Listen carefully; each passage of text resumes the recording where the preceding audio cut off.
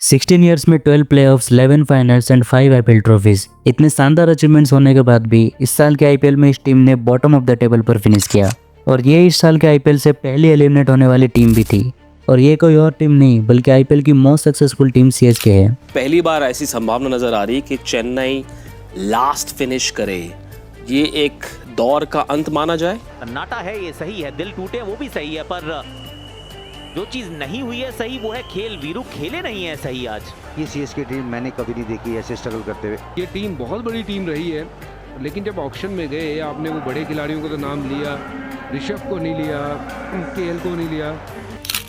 But मैं कहता हूँ कि ये ईयर सीएसके की सबसे डार्क नहीं बल्कि सबसे बेस्ट ईयर थी। और अगर ये साल नहीं आता तो सीएसके का फ्यूचर और भी ज़्यादा डार्क था। बट कैसे? और सीएसके कैसे सबसे डेंजरस टीम है 2026 और फ्यूचर में? और वो कौन से प्लेयर है जिन्हें ये अगले साल खरीदने वाली है ऑक्शन में? और अभी जो ट्रेंडिंग न्यूज़ चल रहा है कि क्या संजू सैमसन सीएसके आने वाले हैं, ये न्यूज़ सच है या झूठ? Let's discuss everything in this video and subscribe to Crick Easy because we are bloody honest about cricket. Okay, so let's start from CSK second innings 2018, जहां से उन्होंने मैक्सिमम ट्रॉफीज जीती है। उन्होंने उस साल शेन वाटसन और अंबाती रायडू को अपनी टीम में लिया था, जहां वाटसन ने उसके पिछले साल 8 मैचेस में 70 रन बनाए थे, 11 की वर्स्ट एवरेज, और बॉलिंग में उनकी इकोनॉमी 10 से ज़्यादा की थी। ऐसे खराब स्टेट्स देखकर उनको उनकी प्रीवियस टीम आरआर ने भी लेने से मना कर दिया था, और कोई दूसरी टीम भी होती तो वो भी यही करती। वही अंबाती रायडू ने उसके पिछले साल 5 मैचेस में 90 रन बनाए थे, वो भी सिर्फ 116 की स्ट्राइक रेट से। और उस वजह से इतने साल कंसिस्टेंट परफॉर्मेंस देने के बाद भी एमआई ने उन्हें उस साल रिलीज कर दिया था। सो ऐसे प्लेयर्स लेने के बाद सबने सीएसके के ऑक्शन स्ट्रेटजी पर डाउट किया था, बट उसके बाद कुछ ऐसा हुआ जो किसी ने सोचा भी नहीं था। उस साल उन दोनों प्लेयर्स ने सीएसके को अपना बेस्ट रिटर्न्स दिया था, जहां वाटसन ने 555 रन बनाए थे, 154 की स्ट्राइक रेट और 40 की एवरेज से। वही अंबाती रायडू ने 602 रन बनाए थे, 43 की एवरेज और 150 की अमेजिंग स्ट्राइक रेट से। और उस साल अपने कमबैक ईयर में ही सीएसके आईपीएल चैंपियंस बन गई थी और सबको शॉक कर दिया था। वही 2020 में जब सीएसके का पहला डाउनफॉल ईयर आया, वहाँ सीएसके ने किसी स्टार प्लेयर की तरफ ना देख के एक 24 साल के यंगस्टर ऋतुराज गायकवाड़ को चांस दिया था। और अगले ही साल ऋतुराज ऑरेंज का विनर बन गए थे, जहाँ उन्होंने 635 रन बनाए थे, 45 की एवरेज और 136 की स्ट्राइक रेट से, वो भी फॉरेन पिचेस पे। और उस साल भी सीएसके फिर से आईपीएल चैंपियंस बन गई थी। देन 2022 में भी जब अगेन सीएसके का डाउनफॉल ईयर आया, उस साल भी उन्होंने शिवम दुबे जैसे प्लेयर को बैक किया था, जिनका उससे पहले आईपीएल में बिल्कुल अच्छा हिस्ट्री नहीं था और ना ही लोग उन्हें ज़्यादा जानते थे। बट अगले ही साल शिवम दुबे ने मिडिल ऑर्डर में आके 418 रन बनाए थे, 38 की एवरेज और 158 की अटैकिंग स्ट्राइक रेट से। और उस साल के आईपीएल में सबसे ज़्यादा सिक्स मारने वाले वो सेकंड प्लेयर थे 35 सिक्सेस के साथ। और पहले नंबर पे जो प्लेयर था वो एक ओपनर था फाफ डु प्लेसिस। और सीएसके अगेन उस साल चैंपियंस बन गई थी 5th आईपीएल ट्रॉफीज के साथ। सो इतने सारे चीज़ में आपने नोटिस किया होगा कि सीएसके ने जब भी किसी प्लेयर को बैक किया है, उस प्लेयर ने सीएसके को अपना बेस्ट रिटर्न्स दिया है। जब 2020 में पंजाब और चेन्नई के मैच के दौरान फ्लेमिंग से पूछा गया था कि क्या अब यंगस्टर्स की टीम में जगह बनेगी, तब फ्लेमिंग ने हंस के कहा था कि यंगस्टर्स इन आवर टीम। सो इससे आपको पता चल रहा होगा कि सीएसके अपने टेम्पलेट से कितना ज़्यादा ऑब्सेस थी, और होना भी चाहिए। जब आपको अपने टेम्पलेट से इतना ज़्यादा सक्सेस मिला हो तो किसी भी टीम को उससे अलग सोचने में प्रॉब्लम ज़रूर होगी। और इस साल ऑक्शन में सीएसके ने फिर से वही स्ट्रेटेजी को यूज़ किया और वैसे प्लेयर्स को बाय किया जो स्टार्स नहीं थे और उनका ज़्यादा नाम नहीं था। बट इस बार उनकी स्ट्रेटेजी बुरी तरह फेल हो गई और सीएसके को काफ़ी ज़्यादा प्रॉब्लम्स फेस करने पड़े और वो लिटरली पॉइंट्स टेबल पर लास्ट हो गए। बट क्या ये सीएसके का सबसे वर्स्ट ईयर था? बिल्कुल नहीं, बल्कि ये उनके लिए एक बेस्ट ईयर था। It's like blessing in disguise for CSK. पर क्यों? So let's discuss about that. जहाँ T20 गेम बहुत ज़्यादा चेंज हो रहा है, वैसे में बाकी टीम ने अपने गेम प्ले को चेंज किया है और उसके मुताबिक यंग एंड एग्रेसिव प्लेयर्स पे इन्वेस्ट किया है। जैसे एसआरएच ने अभिषेक और हेड, पंजाब ने प्रभ सिमरन, शशांक और प्रियांश आर्या जैसे प्लेयर्स, केकेआर ने रघुवंशी और रिंकू सिंह जैसे प्लेयर्स, और आरसीबी ने सॉल्ट एंड पाटीदार जैसे प्लेयर्स पे इन्वेस्ट किया है। वही सीएसके अभी तक अपने ओल्ड टेम्पलेट पे ही चल रही थी और यंग एंड एग्रेसिव प्लेयर्स को खरीद नहीं रही थी और उनकी जगह पे ऐसे प्लेयर्स को ले रही थी जो थोड़ा रेस्पॉन्सिबली खेले या फिर एक्सपीरियंस्ड हो। लाइक 2018 से इस टीम ने ना के बराबर ही किसी ओवरसीज हिटर को खरीदा है, लिटरली 0। बट इनके अच्छे गेम प्लान्स और रेपुटेशन के चलते ये गेम जीत जा रहे थे।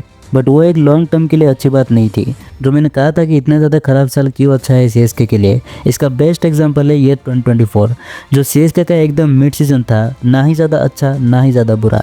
लाइक वो लोग एकदम नॉर्मल वे में चल रहे थे उस साल, और क्वालिफाई करने के लिए उन्हें चिन्नास्वामी जैसे स्टेडियम में सिर्फ 200 रन बनाने थे, लेकिन उनसे वो भी नहीं हो पाया because of lack of aggressive players in the team, जो कि पूरा पता चल रहा था। बट क्योंकि वो साल एकदम नॉर्मल गया था तो सीएसके को ये बात पता नहीं चली कि ये आगे जाके उनके लिए कितनी बड़ी प्रॉब्लम बन सकती है, और उसी के चलते उन्होंने उस प्रॉब्लम को ज़्यादा सीरियस ही नहीं समझा और फिर से इस साल वही गलती रिपीट कर दी। लेकिन क्योंकि ये साल उनका इतना ख़राब गया था कि अब उनको पता चल गया कि उनसे क्या गलती हो रही थी, और सबसे अच्छी बात यह है कि सीएसके ने बिना कोई ईगो दिखाए उस चीज़ को एक्सेप्ट किया है और जल्दी से उन चीज़ों पे काम करना शुरू कर दिया है। और उन्हें जैसे सजेशंस फैंस से मिल रहे थे उन्होंने बिल्कुल वैसे करना शुरू कर दिया।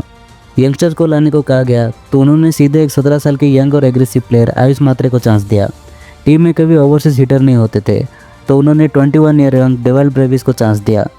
एग्रेसिव बैट्समैन चाहिए था तो उन्होंने 28 बॉल्स पे इंडिया के सबसे फास्टेस्ट सेंचुरी मारने वाले प्लेयर उर्विल पटेल को चांस दिया। और ये सब क्यों हुआ? क्योंकि 2025 उनका इतना ज़्यादा खराब गया था, और जिन प्लेयर्स को वो अब खरीद रहे हैं उससे अब सीएसके फिर से एक डेंजर टीम बन रही है, और ये टीम 2026 और फ्यूचर में काफ़ी डोमिनेटिंग लगेगी। लेकिन कैसे? Let's discuss about that.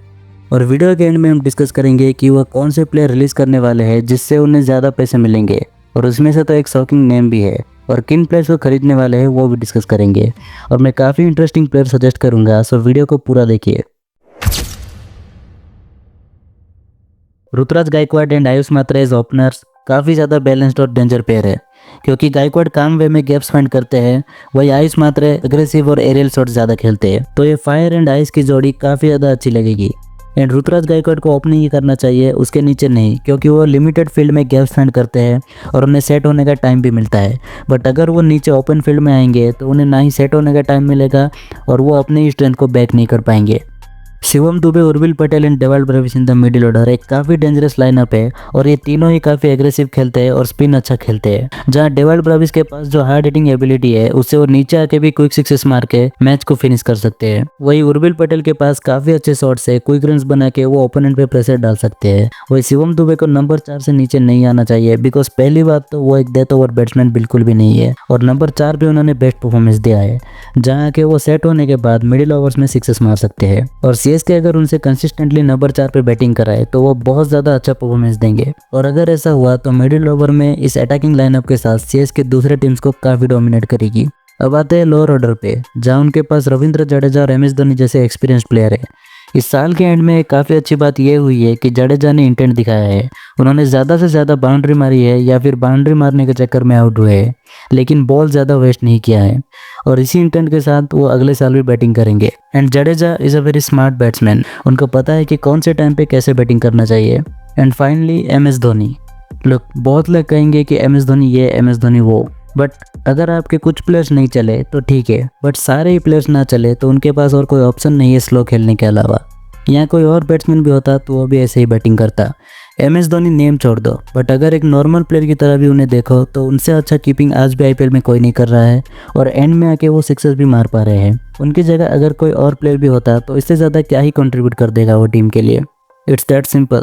अगर आपको फिर भी बिलीव नहीं है देन इस साल के आईपीएल में जितने भी विकेट कीपर्स है जो डेथ ओवर्स में बैटिंग करते हैं उनके स्टेट्स देख लेना आप, एंड एमएस धोनी के स्टेट्स देख लेना, और अगले साल टॉप ऑर्डर में ऐसे प्लेयर्स होंगे जो ऊपर से गेम को संभाल सकेंगे। सो एमएस धोनी को ज़्यादा प्रेशर नहीं लेना पड़ेगा अपने ऊपर, और वो अपना गेम आराम से खेल पाएंगे। एंड बॉलिंग डिपार्टमेंट में अंशुल कंबोज, नूर अहमद और खलील अहमद ने काफ़ी पोटेंशियल दिखाया है। जहां अंशुल कंबोज ने अपने most of the wickets LBW या फिर बॉल से लिया है, सो इससे आपको पता चल रहा होगा कि वो एक क्वालिटी बॉलर है और लाइन और लेंथ की उन्हें काफ़ी समझ है। जहाँ खलील के पास वो स्विंग है पावर प्ले में बैट्समैन को परेशान करने के लिए, एंड फ्यूचर में वो और भी बेहतर होते जाएंगे। नूर एंड पाथिराना की अगर मैं बात करूँ तो दोनों में एक ही चीज़ कॉमन है, वो है इनएक्सपीरियंस और नर्वसनेस, क्योंकि अभी एज बहुत कम है दोनों की, तो जब प्रेशर सिचुएशन आता है वहाँ ये विकेट्स तो ले रहे हैं लेकिन उसके तुरंत बाद ये वाइड या फिर नो बॉल डाल देते हैं, जिससे वो प्रेशर ओपोनेंट से हट जाता है, लेकिन वो ठीक किया जा सकता है। और दोनों ही काफ़ी अच्छे बॉलर है और दोनों ही विकेट टेकर्स है। अगर अच्छे से चल गए तो बाकी टीम्स को काफ़ी ज़्यादा परेशान करेंगे, और ये एक काफ़ी बड़े प्लस पॉइंट है सीएसके के लिए 2026 और फ्यूचर के लिए। So now let's talk about कि 2026 ऑक्शन में सीएसके की स्ट्रेटेजी क्या होनी चाहिए। सबसे पहले हम ये डिस्कस करेंगे कि सीएसके को किन प्लेयर्स को रिलीज करना चाहिए जिससे उन्हें एक बड़ा पर्स मिले मिनी ऑक्शन में जाने के लिए और वो अपने मन चाहे प्लेयर्स को खरीद सके। नंबर 1 और ये काफ़ी शॉकिंग हो सकते हैं, वो है रविंद्र जडेजा। पहले मेरी पूरी बात सुन लो, मैं ये नहीं कह रहा हूँ कि रविंद्र जडेजा को टीम से निकाल दो। सीएसके ने जडेजा को 18 करोड़ में रिटर्न किया था और ये काफ़ी ज़्यादा है आज के टाइम पे उनके लिए, क्योंकि उन्होंने T20 से रिटायरमेंट ले लिया है और अब उनका जैसा टीम में रोल है 18 करोड़ काफ़ी ज़्यादा है उनके लिए। सो सीएसके अगर उन्हें रिलीज़ करके फिर से ऑक्शन में खरीद लेगी तो वो उन्हें 10-12 करोड़ के अंदर इजीली मिल जाएंगे और सीएसके को स्ट्रेट फॉरवर्ड 6 से 7 करोड़ का प्रॉफिट हो जाएगा, जिससे वो दूसरे अच्छे प्लेयर को खरीद सके। ऐसा सीएसके ने पहले भी किया है 2023 ऑक्शन में, जहां उन्होंने राइडू को रिलीज करके फिर से ऑक्शन में कम पैसों में खरीदा था, जिससे उन्हें काफ़ी फायदा भी हुआ था। ये एक बोल्ड मूव है, बट ये एक बेस्ट ऑप्शन भी है सीएसके के लिए, तो उन्हें ये ज़रूर करना चाहिए। दूसरे प्लेयर है Ashwin and Devon Conway. Ashwin काफ़ी अच्छे प्लेयर है नो डाउट, बट अब वो ज़्यादा कुछ कंट्रीब्यूट नहीं कर सकते टीम के लिए और वो अब एक विकेट टेकर भी नहीं है। ये उनकी पिछले 4 साल की परफॉर्मेंस बता रही है, जहां उन्होंने 54 मैचेस में सिर्फ 42 विकेट्स लिए हैं, वो भी 9 की इकोनॉमी से। एंड सीएसके ने उन्हें 10 करोड़ में खरीदा था, which is too much for him right now. And उन्होंने रिटायरमेंट भी ले लिया है T20 से, सो उन्हें रिलीज करके सीएसके को काफ़ी पैसे भी मिलेंगे, जिससे वो काफ़ी अच्छे दूसरे प्लेयर्स भी खरीद सकेंगे। एंड डेवन कॉनवे का भी सेम सिचुएशन है, जहां सीएसके का ओपनिंग स्लॉट भर चुका है ऋतुराज, आयुष और रचिन के होने से। ऐसे में उनका रोल अब उतना नहीं होगा सीएसके टीम में, क्योंकि कॉनवे ज़्यादा टाइम खेल भी नहीं पाएंगे सीएसके के लिए और उन्हें रिलीज करके सीएसके को 6 करोड़ भी मिल जाएंगे और एक ओवरसीज स्लॉट भी मिल जाएगा। और दूसरे जो प्लेयर्स है शायद उनके लिए मुझे रीजंस ना देने पड़े, वो है दीपक Hooda, Rahul Tripathi, Vijay Shankar and Jamie Overton. सो इन सबको रिलीज करके सीएसके को मिलेंगे 42 crore plus extra 5 crore, means a total of 47 crore. और ये बहुत बड़ा पर्स है, जिसे लेके अगर सीएसके ऑक्शन में जाएगी देन वो अपने हर मन चाहे प्लेयर को खरीद सकती है। So now let's discuss about कि वो कौन से प्लेयर है जिन्हें सीएसके को टारगेट करना चाहिए। So the most important players are, जिसमें से पहला नाम है कैमरन ग्रीन। इनके आईपीएल स्टेट्स काफ़ी अमेजिंग है, जहाँ इन्होंने 21 मैचेस में 707 रन्स बनाए हैं, 42 की एवरेज और 153 की स्ट्राइक रेट से, जिसमें एक सेंचुरी भी शामिल है। एंड ये एक फास्ट बॉलर भी है एंड टॉप ऑर्डर में और लोअर ऑर्डर दोनों में बैटिंग कर सकते हैं। सो इन्हें लेकर सीएसके की सारी प्रॉब्लम सॉल्व हो जाएंगी और ये सीएसके की टीम में काफ़ी ज़्यादा इंपैक्ट डाल सकते हैं। नंबर 3 के लिए उन्हें एक बैटर भी मिल जाएगा एंड मिडिल ओवर्स के लिए एक बॉलर भी। सो सीएसके को ऑल आउट जाना चाहिए ऑक्शन में इनके लिए। Another option is Venkatesh Iyer.